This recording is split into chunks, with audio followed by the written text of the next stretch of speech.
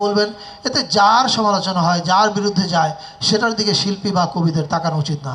এমনকি আমাদের সরকারের বিরুদ্ধে গেলেও প্লিজ গো হ্যাড, আপনারা বলতে থাকেন।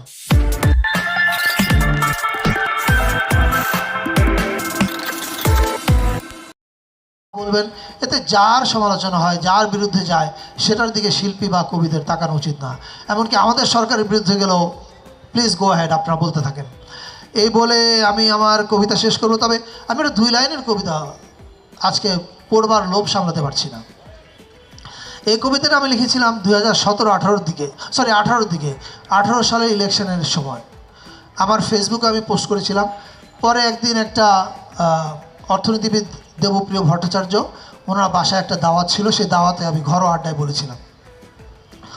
এরপরে আমি আমার 840 নামে একটা সিরিজ বেরোয়েছে, ফিল্ম, এখন সিরিজ হিসেবে বেরোবে, ওখানেও এই কবিতাটা ব্যবহার করেছি।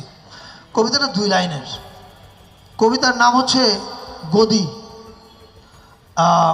2018 ইলেকশনে এসে আমি বুঝলাম যে গদি আঁকড়ে থাকলে এমন অবস্থা হয় যে, আচ্ছা আমি শানে নজরুলটা আগে না বলি, আগে কবিতাটা বলি। কবিতাটা হচ্ছে সহিস ঘোড়ায়, কবিতার নাম গদি, আর কবিতা হচ্ছে সহিস ঘোড়ায় চড়া শেখালে যদি, নামা কেন শেখালে না। গত ফ্যাসিস্ট সরকারকে দেখে আমার মনে হয়েছে ওরা ওদের নামার রাস্তা সব এমনভাবে বন্ধ করেছে, আর খুঁজে পাচ্ছে না কোন দিক দিয়ে নামবে। And that is a problem. আপনি যখন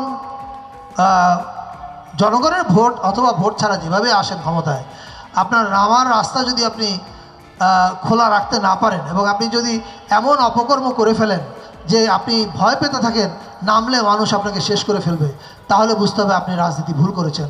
তো আমি আশা করি আমাদের ভবিষ্যতে গণতান্ত্রিক নির্বাচনে নির্বাচিত হয়ে যেই রাজনীতিবিদ ভাই বোনেরা ক্ষমতা আসবেন, তারা আর এই ভুলটা করবেন না।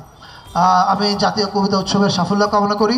অনেক কথা বললাম, ধৈর্য ধরে শোনার জন্য আপনাদের সবাইকে ধন্যবাদ।